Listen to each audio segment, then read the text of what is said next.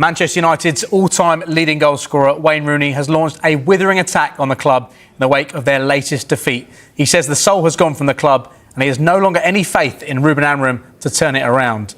The pressure on Amorim has increased following the 3-1 loss at Brentford, their third defeat in the opening 6 Premier League games of the season. Incredibly, United are yet to win consecutive league games since Amorim was appointed almost a year ago. Speaking on his BBC podcast, he said, "It's just not good enough. From the manager, from the coaches, from the players, what is going on at Manchester United? I don't recognise the whole football club. I don't see players fighting. I don't see character. I don't see the desire to win. I don't see ability. I don't see match winners. I go to a game expecting us to lose or maybe pick up a point. There are players that don't deserve to wear that shirt. This is not acceptable, what is going on. I'm not seeing anything which is giving me any confidence. There needs to be big changes. Manager, players, whatever that is. Whatever it takes to get Manchester United back. There has to be a message of where this club is going. At the minute, we're all sitting there waiting for it to crumble. The culture of that football club has gone. I see it on a daily basis. I see staff losing jobs, people walking out of jobs. I've got 2 kids at that football club. I really hope this doesn't affect what they're doing. What I'm seeing at that football club is not Manchester United. I honestly hope he can turn it around, and he does. But after everything I've seen, honestly, I've got no faith in it." Wayne Rooney, not the only former United captain to speak out this weekend. I felt yesterday for the first time, just through instinct, watching it on the television, seeing players' faces, seeing players' body language, that there might be an element of players really doubting the system and what's going on. Ruben Amorim's had a pre-season. He's had a week now in between each of his games nearly, or most of the weeks, because Manchester United aren't in Europe. Yet the performances are as poor as ever. The results catastrophic, really, in Manchester United terms. I am very, very concerned, I really am, because the manager's obviously a good coach. He's had a great record in Portugal, but it's not clicking at all. Obviously doesn't help, but Wayne's doing a job now and he's got to give his opinion. You know, it's a different career path what he's got now, and his opinion is what everyone sees. You know, he's not digging them out for any reason other than they are poor. I'm sure he wants them to be great again. I have no reason for them to want Man United to be great, but I still want the big teams to be the biggest and the best, and they're miles away from that. But Wayne's got an agenda how he wants them to be. He wants them to be better. You see there, this is not Man United. This is Man United, Wayne. This is for a very long time now. You know, we say this is not Man United what you played in or what I remember and I played against. They're miles away from that. He's correct with that, but this is Man United for a lot of years now. The pressure piling onto Amorim then as 2 legends speak out against him. Tim Sherwood said it's absolutely right that Amorim is under the spotlight and believes he is fortunate to even be in the position he's in at Old Trafford. When you ask me, is he under pressure? I would say no, I feel like he should be, but I don't think he is. I think they will give him this season, I really do. And that means he's already been in the job a year. We're seeing no improvement. We keep talking about the 3 at the back. We talked about different personnel coming in, playing staff. He's had the windows to bring the players in. Perhaps he hasn't got what he wants. How many more windows are we actually going to give him? And when are we going to see an improvement, even gradual? We're not seeing anything. We're not seeing no improvement. But all we are seeing, a man who sticks his chest out, certainly in the press conferences. When I see him on the touchline, he's got his head down. He's hiding in the dugout at Grimsby. But when I see him in front of the press, he fronts it up. He looks and he talks brilliantly. But he's probably talked so well that he's bluffed his way into a job there at Man United, because we're not seeing anything. He's done very well in Portugal. A lot of managers do very well in Portugal. It's an inferior league to the Premier League, you know, where you can build sides on the job.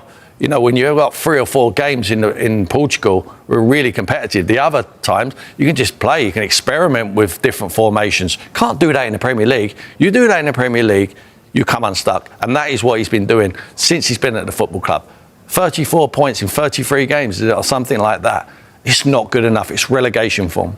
It's an absolute mess. It really, really is. And when Ruben Amorim came in, I listened to his first press conference. I love listening to him. He's got real charisma, and I'm not seeing it at this moment in time. And you know, you never look at Manchester United going into any game believing that they're going to win. But Ruben Amorim is so stubborn in his way of playing and his philosophy of this 3-4-3. It just doesn't suit. And if you don't get results, they didn't get them last year, and it started exactly the same. And ultimately, if you're at Manchester United, you come under scrutiny every minute of the day for what you do, and you have to get performance. This has been going on for numerous years now, and it just isn't good enough for Manchester United. I mean, you look at him as a leader. He looked down the other day when he'd lost the game. He comes out and the quotes that he says at times, you just wonder how long this can go on for. Well, Chief Correspondent Carragher Outraged joins us for more on this now. Carragher, Wayne Rooney hasn't held back today, has he? What did you make of his comments? I think he was speaking as a Manchester United fan. I think he was speaking like somebody who needed to get something off his chest. Look, we want ex-players when they're talking about clubs to be honest, and he was being honest, but it still takes you back some of the things he said. He said he's got no faith in Ruben Amorim. He said the soul of Manchester United has gone. He says he goes to games expecting United to lose. He said some of the players are not fit to wear the United shirt. And he also has something still invested in Manchester United, because he mentions the fact that 2 of his sons are in the United Academy. And he made the point that he hoped that speaking out was not going to affect their futures at the club. And he also basically said that somebody needs to do something. This cannot go on the way it's going on at the moment. He says that something has got to change. Does that mean it could be the manager? How much patience can they have in Ruben Amorim? Look, I think United's position at the moment is that they are going to back the manager. But we've now got this cycle where it seems every weekend United lose. On Monday, we get the ex-players. Saturday night as well, the players having their say, criticising Ruben Amorim, criticising the club. Then on Monday, we have the club coming out and saying, well, we're going to back the manager. But look, you know how football works. I know how football works as well. We know that behind the scenes, clubs at all levels always have contingency plans in place in case they decide to make a change. Just go back 12 months. I remember reporting on the fact that United had faith in Erik ten Hag and they were going to back Erik ten Hag. We all know what happened to him. Interestingly, if you look at ten Hag's record after 6 games, it was exactly the same as Amorim's record after 6 games. Both of them won 2 games, drew 1, lost 3 games. What happened to ten Hag? After 9 games, they lost, I think his 9th game was away at West Ham, 2-1. He was sacked at the end of October. I'm not saying that Ruben Amorim is going to get sacked, but what I'm telling you is that something has to change. If results don't improve, then United will change their manager. That's the way football works. The fact is, United have to finish in the top 4. They're aiming for the Champions League. If it looks like that is out of reach, then the owners of the club will feel that we have to make a change, because not being in the Champions League costs them so much financially. The Glazers have given up control of the football operations to Sir Jim Ratcliffe's Ineos. What do you think the Glazers are making of this right now? Because they're not completely detached from the situation. Well, they're probably thinking, running Manchester United is harder than it looks. You came in, you wanted control of the football side of the operation. We've given you that control of the football side of the operation, but you have to be honest. Ineos are not doing a better job than the Glazers were doing. The Glazers, I understand all the criticism they've had from United supporters, but if you look at their record, the football was better under the Glazers than it is now. And the Glazers themselves are still United fans. They watch all the games. They will be hurting like other United fans as well. And because they have majority ownership of the club, of course they're going to have a say in what happens next. But look, the bottom line is this cannot go on. I know from the club, everybody will be saying Ruben Amorim is our head coach. We are backing him. He's going to be a manager until the end of the season. But if results carry on the way they are at the moment, things will change. And if you look at the games they've got coming up, Sunderland at home this weekend, that is a game they could easily lose. Then you've got the international break. After that, you've got Liverpool, Brighton, Forest, Spurs, Everton, Palace. These are games that United could easily lose. Easily they could lose these games. So unless there's a reaction from the players, unless Ruben Amorim can change things around, it doesn't matter what people are saying, United will make a change. It's just a matter of when it's going to be. I, personally, my own opinion is they would make the change when it looks like they're going to miss out on the Champions League again. That game against Sunderland feels like a big one. Thanks for now, Carve. Massive. Manchester United still have not managed to collect back-to-back victories under Ruben Amorim. Of the 17 ever-present Premier League teams since he was appointed, Manchester United rank 15th. They've picked up 1 point more than Tottenham, and they are level on points with the next worst, West Ham United, who have got an extra game which comes tonight. Then come Wolves. The other point to make is that Wolves have changed their manager, West Ham have changed their manager, Tottenham have changed their manager as well, and then a big gap to Fulham and Everton. So that's the context of his performance as Manchester United manager. And then you look how he's compared with other Manchester United managers since Sir Alex Ferguson was in charge.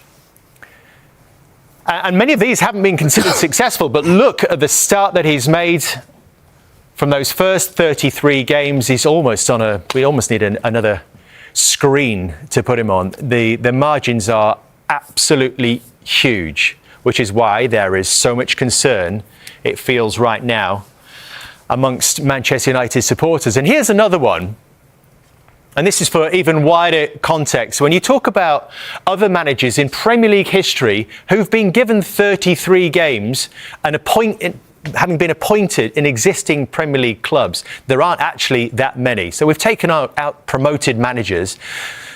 There aren't many who've performed like this. And at the bottom of that list is Steve Keane with Blackburn, 29 points. Roberto Martinez with Wigan. I think this is relevant as well. The clubs they've been in charge of. Dave Merrington at Southampton.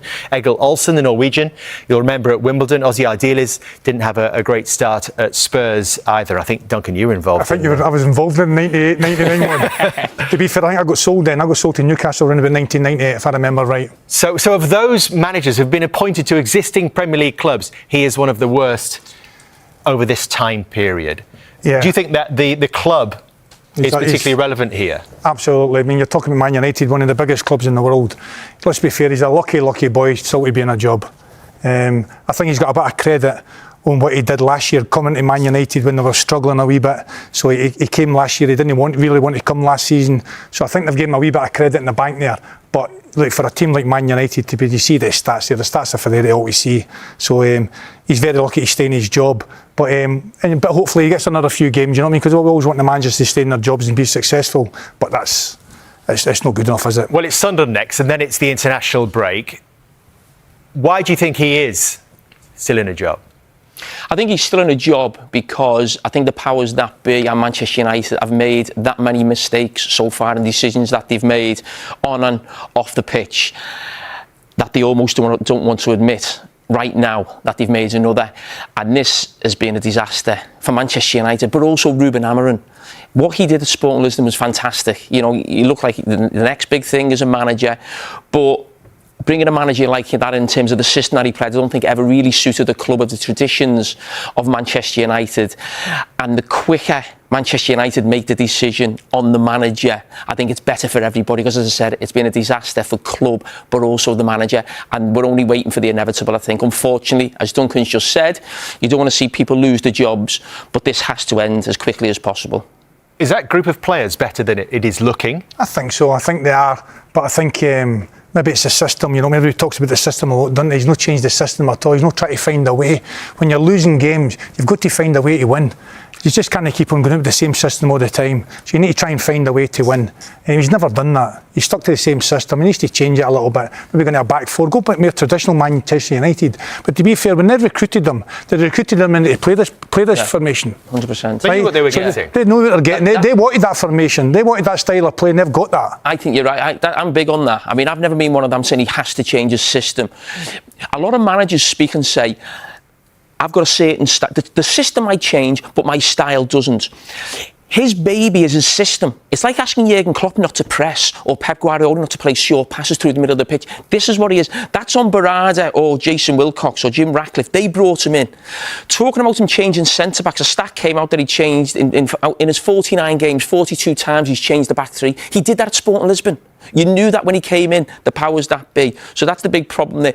But the problem, I think, when you look at Ruben Amorim, I think every other Premier League manager would look at Manchester United and think, I could do a better job than that.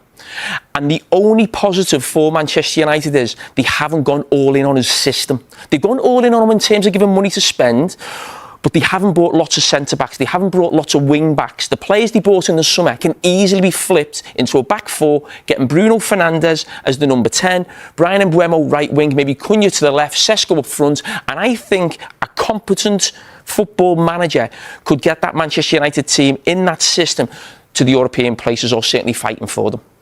We asked our fans, again, on the Analyses app, those verified Manchester United fans, to answer this question on whether he should be given more time. And actually 46% still say, yes, he should. How does this play out, Duncan, if he continues to play the same way, the same tactics? Well, he's hoping that the results are going to change, aren't they? But look, these records suggest that they're not going to change. So unfortunately, if he doesn't get the results, he's going to lose his job, isn't he? It's as simple as that. He's going to lose his job. I think the 46% of them are Liverpool fans there that voted. I just got that in there. I can tell you they're not. They're all verified Manchester United fans. And I suppose this is something about Manchester United. They do like to stick with a manager, don't they? Listen, there has been a lot of change. We've just highlighted some of those managers, but it wasn't a case where the club were changing managers every 6 months or 12 months. A lot of those managers that we looked at there, Jose, Louis van Gaal, even Ollie, you're talking 2 or 3 years, and I think that's a decent enough amount of time for a manager. But Ruben Amorim's probably not been in the job for 12 months yet, but it couldn't have gone any worse. And I feel for him, he's a young manager, he's had a great start in his managerial career. What he did was really special at Sporting Lisbon. But those results for a club of that stature is just beyond belief. And as I said, you don't want to see anybody lose the job, but I think it's just better for everybody if they shake hands and move on. Every word Mikel Arteta said about Arsenal's victory over Newcastle, Gabriel's handball, Arsenal's goal, and that late penalty decision. Mikel Arteta faced the media after Arsenal's hard-fought win over Newcastle United in the Premier League. It took 2 late goals, from Mikel Merino and Gabriel Magalhaes, to seal the victory, ending a tough run of results at St James Park and bringing the Gunners within 2 points of Liverpool. After a frustrating penalty decision was overturned and a goal from Nick Woltemade was confirmed, it seemed like time was running out. But Arsenal dug deep and delivered a dramatic, yet well-deserved win when it mattered most. Arteta was full of pride and emotion after the final whistle, praising his players' mentality and resilience. How does it feel to finally get the result you deserved, especially after recent games where you dominated but didn't come away with the win? It's an unbelievable feeling. This is what football is all about. When a team gets what it truly deserves at the end, there's no better reward. We've been on the wrong side of these moments too many times. Today, we earned every bit of that result. When VAR was checking Gabriel's moment in the box near the end, what was going through your mind? Well, I saw it live and it looked pretty clear and quick to me, so I didn't think they'd overturn anything. But with what happened in the first half with the penalty decision, I honestly wasn't sure. Regardless, I'm extremely proud of the team, how we played, how we competed, how we responded to really tough moments and still found a way to win. With so many highs and lows in a match like that, how do you even begin to analyze what really happened out there? You have to accept that this is the type of game you have to play in this league. Some things are unpredictable, lineups, formations, but others are crystal clear. You need to fight, stay composed, and take your chances.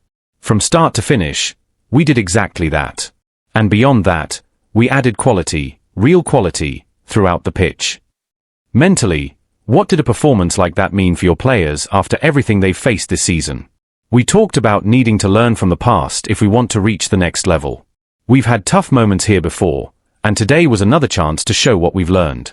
This was a big game, in a crucial week for the Premier League. After the adversity we faced earlier this season, we showed exactly who we are and who we want to be. What was your take on the Gioca's penalty decision? And how impressed were you with how the team responded? I watched it live and again on the big screen, and for me, that's a penalty. We've been told clearly this season that unless it's a clear and obvious error, VAR won't intervene. That wasn't the case here. But again, the key is how we reacted. The team stayed calm, composed, and emotionally in control. That's something we've learned from past experiences. With Liverpool dropping points yesterday, did that add pressure or motivation for today's result? Of course, there are key moments in a season where the opportunity is right there. Yesterday was one of those. And we had to come here, to one of the hardest places to play, and get the job done. That shows what this team is made of. Your substitutes made a massive impact again. That seems to be a recurring theme lately. How important is that? Massive. We knew we'd need fresh legs and different solutions as the game went on. Every player who came on today contributed in a big way. Martin came in and was a threat from the first minute. Saliba stepped in at half-time and was outstanding. Martin, Degaard, was coming back from a long spell out and still managed to deliver 2 assists. And Mikel Merino gave us the moment we needed most. That's what you want from your bench, game changers.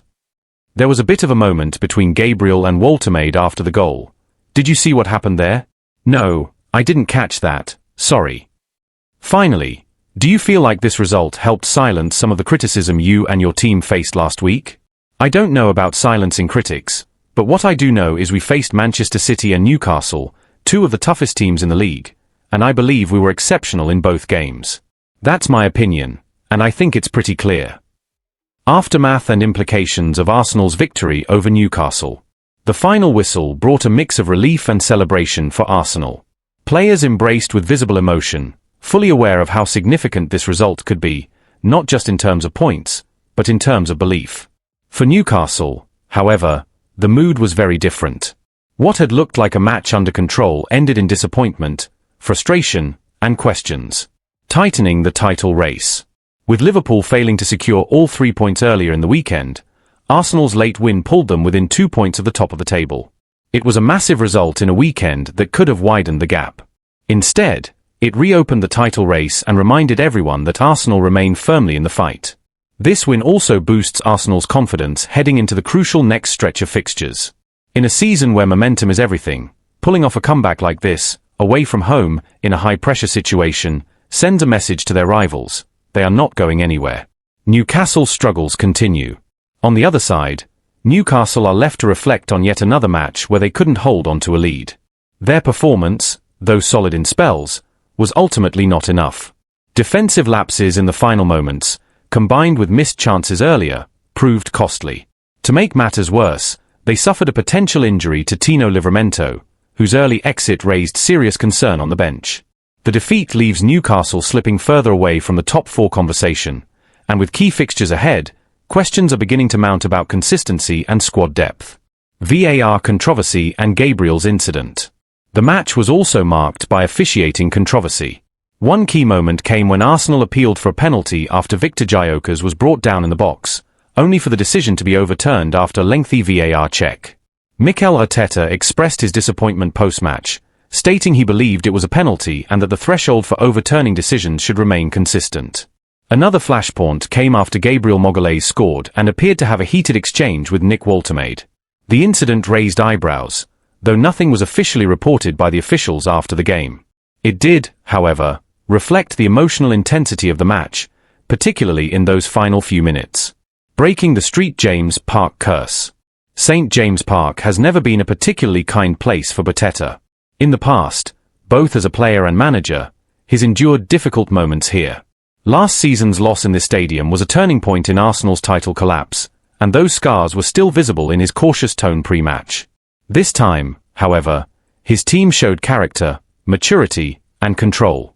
To come from behind and win in such a difficult environment marks a milestone for this group. It's not just another 3 points, it's a psychological breakthrough. The importance of squad depth.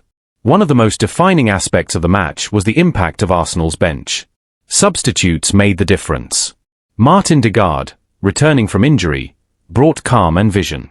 William Saliba, introduced at half-time, stabilized the defense. And Mikel Merino provided a presence in the box that eventually resulted in the equalizer. Arteta praised his players not just for their talent but for their attitude. The substitutes were fully focused and ready to change the game, and they did. In a long campaign where every point matters, having a reliable and impactful bench could be the difference between second place and the title. A shift in momentum. This win could mark a turning point. Not only has it allowed Arsenal to close the gap at the top, but it also helped bury some of the ghosts of past collapses. Arteta's team is proving that it can handle pressure, respond to setbacks, and remain composed under fire. For Newcastle, the road ahead looks more uncertain. Injuries, tactical inconsistencies, and emotional responses to key moments are beginning to weigh heavily. How they respond in the next few weeks will determine whether they can stay competitive or slip further off the pace.